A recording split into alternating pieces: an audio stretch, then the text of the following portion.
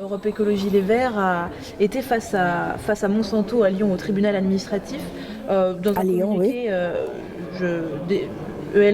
les Verts dénoncent l'inaction du gouvernement et réclament un plan d'accompagnement des agriculteurs et agricultrices pour les aider à se passer des pesticides de synthèse. Quel est ce plan d'accompagnement? Quelles sont les mesures concrètes? Enfin... Écoutez, quelques maires ont déjà pris leurs dispositions, n'est-ce pas? Oui. En disant que jusqu'à 100 mètres, 100 mètres, je crois, ou 150 mètres, ne pourront pas mettre des pesticides. Puis il y a un texte aussi de notre collègue écologiste, sénateur écologiste, sur l'interdiction d'emploi dans les jardins publics de pesticides. Bon, écoutez, un jour, il faut quand même très prochainement mettre fin et réguler cette affaire. Comment il y a plusieurs manières. Les agriculteurs, parce que les agriculteurs font aussi partie des professions qui en ont marre avec, je l'ai dit tout à l'heure, les profs, les médecins, les policiers. Les agriculteurs aujourd'hui ils se sentent délaissés, on parle d'agribashing, mais comment on fait pour en même temps, excusez-moi du terme, les aider, mais en même temps en ne les laissant pas sur le côté, parce que eux les pesticides, ils en ont besoin.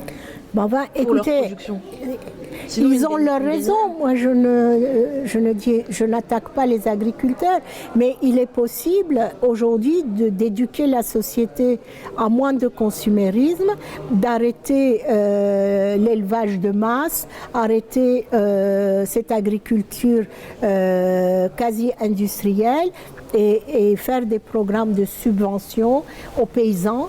Moi, j'ai visité à Saint-Étienne une ferme, c'est celle de l'ancien porte-parole de la Confédération paysanne, qui travaille moins d'heures et qui travaille d'une manière plus agréable et plus rentable en appliquant des méthodes qui n'utilisent pas les pesticides, qui fait un élevage tout à fait raisonnable, éthique. Bon, écoutez, il faut aussi aujourd'hui subventionner davantage l'agriculture pour arrêter cette agriculture souvent monoculture. Et vous voyez, la France est le premier pays qui bénéficie de la PAC, de la politique agricole commune de l'Union européenne. Il faut élever ce budget. Bien sûr, il faut élever, les subventionner, faire des programmes d'éducation des agriculteurs. Et aujourd'hui aussi, il faut qu'on change notre alimentation, notre façon de consommer. Et on a des choses à faire des deux côtés. Ça ne se fera pas en un jour. Mais enfin, ce n'est pas du green bashing en disant que des milliers de personnes vont mourir d'un cancer du poumon, que les agriculteurs eux-mêmes sont atteints par différentes maladies liées à l'usage des pesticides. Écoutez, il faut vraiment que le gouvernement investisse. Pour le moment, le budget de transition écologique voté est bien en dessous des attentes. C'est du green bashing, ce que fait le gouvernement. Il fait du ripollin. Oui, du ripollin vert. Donc l'acte 2 qui se devait plus vert... On n'en est pas là, on n'en est pas là, non, c'est beaucoup de rhétorique pour le moment. Et c'est vous, les jeunes, qui ferez pression sur les politiques, le gouvernement, pour faire changer les choses. Il faut qu'on s'unisse et il ne faut pas exclure ni les agriculteurs, ni les éleveurs, etc. Il faut une transition écologique et pour cela, il faut de l'argent. Le non-emploi des pesticides fait partie aussi de cette transition écologique. On a parlé de la gronde générale en France, allons ailleurs, Chili, Liban, Haïti, Irak, Algérie, Hong Kong.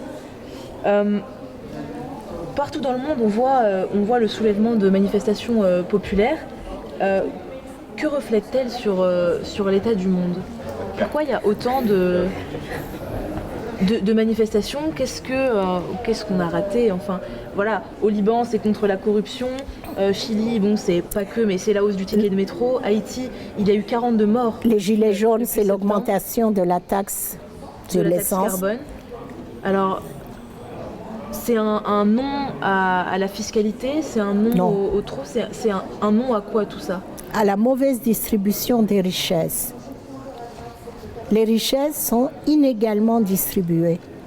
Et on n'a jamais eu autant de peu de riches qui disposent de tant de fortune. C'est disproportionné. Il y a plus de pauvres et les riches sont plus riches, les pauvres sont plus pauvres. Alors là, vous avez une réponse. Parce que c'est quoi un ticket de métro? En soi, quand on le regarde, c'est rien. On ne se révolte pas, 1,5 million de personnes à Santiago de Chile la semaine dernière. Oui, mais on dirait que c'est l'allumette, n'est-ce pas? On craque l'allumette et le feu se répand. Et c'est intéressant. On n'a jamais vu aussi autant de spectateurs, par exemple pour un film comme Joker. Vous l'avez vu? Oui, je l'ai vu. Même si le film n'est pas extraordinaire, la salle est pleine parce que les gens Joker, voient, notamment, est le symbole, par exemple, voilà, de la justice. des manifestations au Liban. Ou... Oui, les vulnérables qui sont toujours plus vulnérables. Ce film hollywoodien, dans une manière un peu grandiloquente, montrait cette injustice subie par les plus pauvres, les plus vulnérables, les plus faibles. Et là, il est devenu le symbole. C'est pour ça qu'on porte le masque de Joker à Beyrouth, à Santiago, etc. Alors, si on continue à agir de la sorte, à savoir de ne pas changer de système économique, d'être toujours de consommer plus et de pratiquer un capitalisme sans frontières, il y aura encore plus de révoltes. Regardez, la mondialisation n'a servi que les riches. La mondialisation a appauvri les pauvres. Alors, voilà, ceux qui faisaient l'éloge de la mondialisation s'enrichissent et les autres, ils n'ont pas de quoi manger. Les gilets jaunes étaient dans la rue, ils voulaient augmenter leur pouvoir d'achat, ils n'arrivent pas à finir les mois. Alors, qu'est-ce que vous voulez faire? C'est la même chose dans le monde entier aujourd'hui. Plus de justice sociale partout. Partout, mais bien sûr, bien sûr. Comme il y a une demande d'écologie partout, il y a aussi une demande de justice sociale. Et moi, je dis à mon parti, je dis, il n'y a pas d'écologie sans justice sociale.